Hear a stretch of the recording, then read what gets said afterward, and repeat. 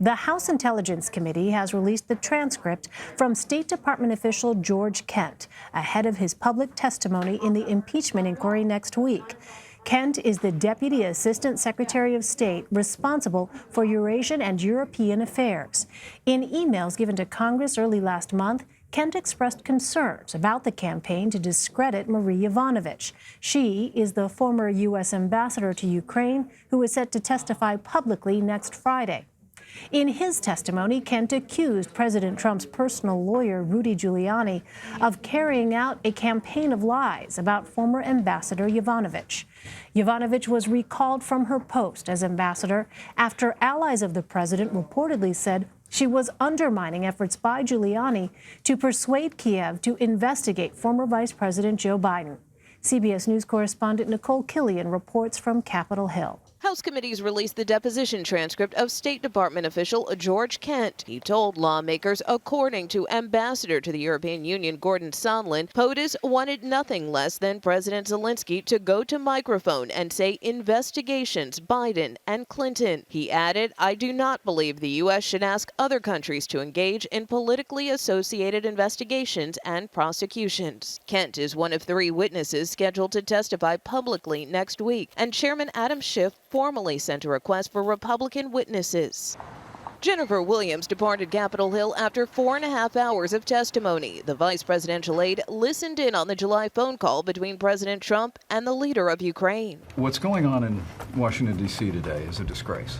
Another potential key witness, former National Security Advisor John Bolton, failed to show for his testimony Thursday. Congressional investigators say they have no plans to subpoena him because they don't want to get dragged into a court fight. We're not going to, follow a rope-a-dope strategy where we have to wait months or even years to have people come in. CBS News has confirmed that the Government Accountability Office, a nonpartisan arm of Congress, is now reviewing the administration's hold on aid to Ukraine. Impeachment witch hunt. Now we go again. The president continues to rail against the impeachment probe while also beefing up his communications team to coordinate messaging. President Trump is also denying reports that Attorney General William Barr declined his request to hold a news conference clearing him of wrongdoing in the July phone call. In multiple tweets, the president said the report is made up, a con job, and fake news. Nicole Killian, CBS News, Capitol Hill. Jeff Mason, Jennifer Haberkorn, and Eugene Scott join me now. Jeff is a White House correspondent for Reuters. Jennifer covers Congress for the Los Angeles Times, and Eugene covers politics for the Washington Post. Welcome to all of you. Jennifer, what new questions does this transcript raise ahead of Kent's testimony next week? Well, it really brings to light the argument Democrats are hoping to make next week when they bring these 3 State Department officials to testify. They're trying to build a public case. They're trying to lay out the shadow government that the witnesses say Rudy Giuliani and others in the Trump administration were trying to utilize in Ukraine. Meanwhile, U.S. State Department officials were trying to operate in a different lane on Ukraine. And Kent's testimony provided more fodder for that case. He said that, in fact, the White House had a meeting in July in which 3 amigos, one of them being Gordon Sondland, the EU ambassador. That was the actual language, by the way. You didn't just make that up. That's right. They used the term 3 amigos. That's right. To implement this foreign policy in Ukraine. So, Eugene, some people might say, why are House Democrats releasing these transcripts from the same witnesses who are scheduled to testify publicly next week? Well, I think what is happening right now is that Democrats are hoping to expose the White House for being inconsistent and perhaps not being truthful in terms of its message related to the president's response to the phone call and to other issues that have been of concern to Democrats and even some Republicans. And so the thought is that perhaps the president could be caught in something close to perjury and that the real issues behind the impeachment inquiry will be made more clear to the public. Jennifer, what can you tell us about what Vice President Mike Pence's advisor, Jennifer Williams, told impeachment investigators while she was on the Hill today? Well, the investigators really wanted to talk to her because she was one of the folks who was listening to the call and had the ear of Mike Pence. It doesn't sound like they learned a ton of new information today. The lawmakers I spoke to were very quiet on what they learned, but it definitely symbolizes that the investigation is winding down. I mean, she was only on the Hill for 4.5 hours, and most of the witnesses who've been deposed have been here for 8-10 hours. In previous weeks. Right. It's interesting to note that difference as to what it actually means. We don't know yet. But Eugene, President Trump is denying the story initially reported by your paper, The Washington Post, that he asked Attorney General William Barr to hold a press conference clearing him of wrongdoing with the Ukraine call. Now, Barr has been relatively quiet so far during the impeachment process. How does that compare to the role he took during the Mueller investigation? It appears to be quite a significant pivot, especially considering how many Democratic lawmakers who voted against Barr's confirmation feared that he would just become a yes person for the president. But in this situation, Barr has made it clear that he actually has been as far away from this situation related to the Ukraine call as possible and has not been one of the president's vocal champions defending him. And in this situation, as we reported, his actually appears to have gone publicly to say, no, I actually will not do more of your bidding because I will not vouch for things that I don't believe were true or perhaps that I don't know enough information about. But as we reported, it's not completely clear why Barr made this decision, but perhaps it will be made public in the near future.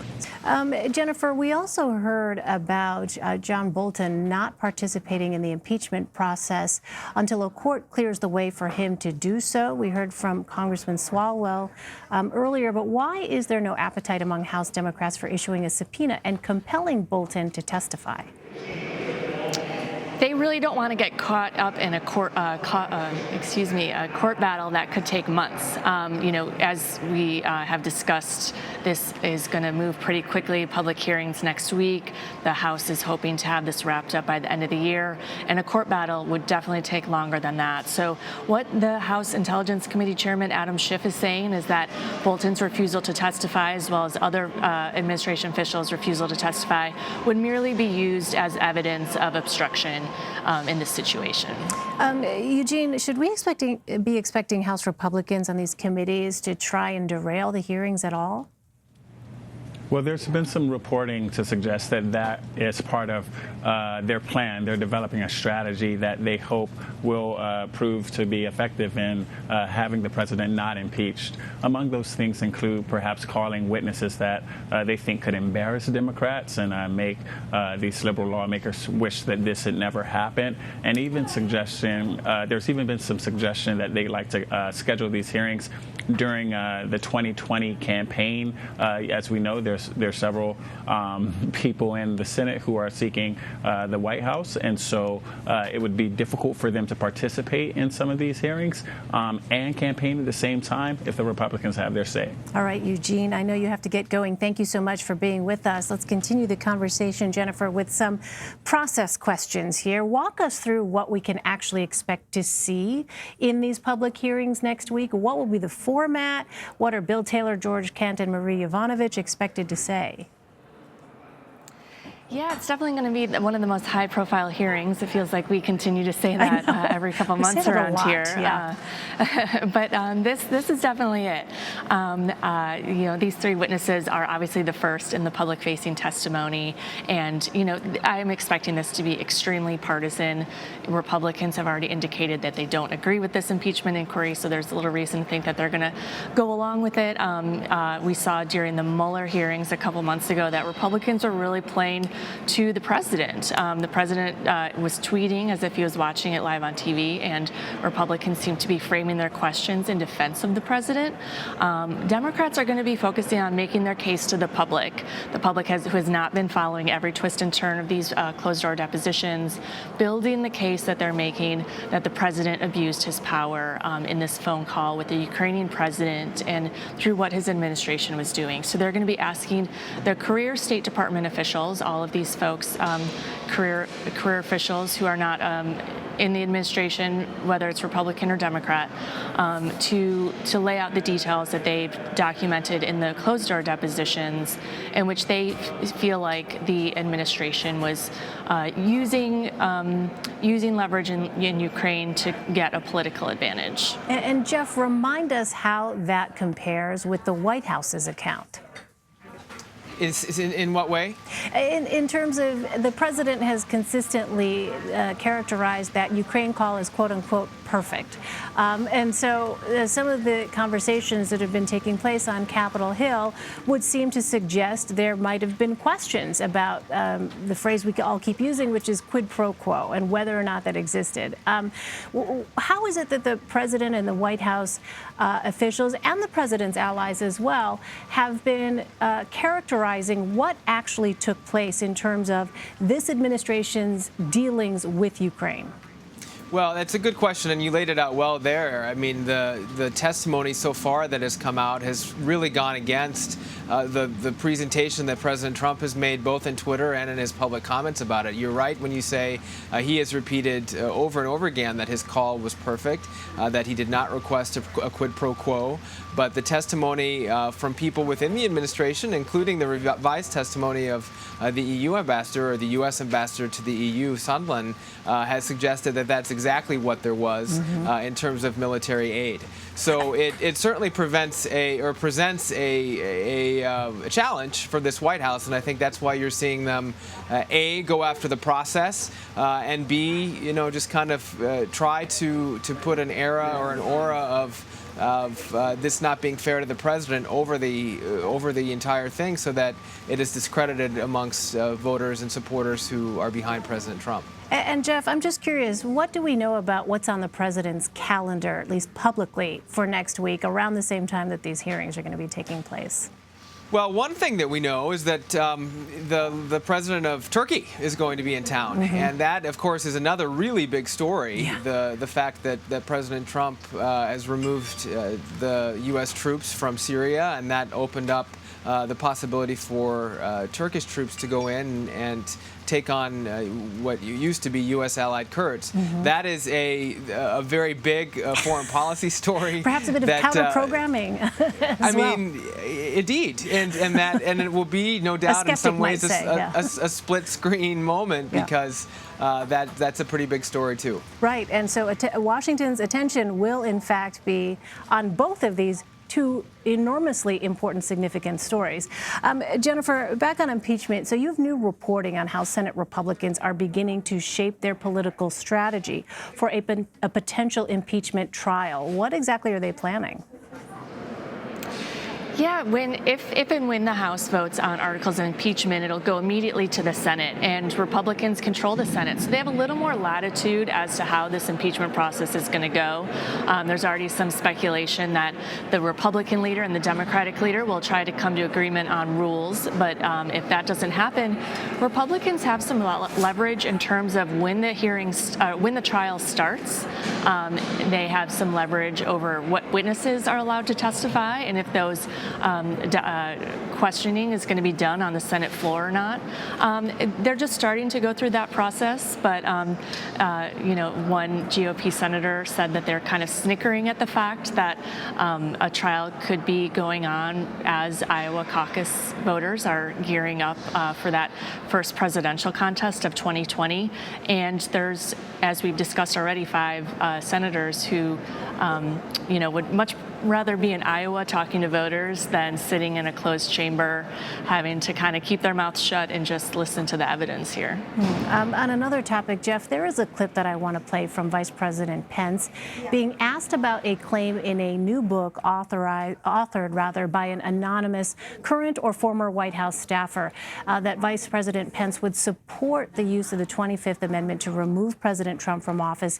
Here is the Vice President's response. When those rumors came out a few years ago, I dismissed them then. I never heard any discussion in my entire tenure as vice president about the 25th Amendment.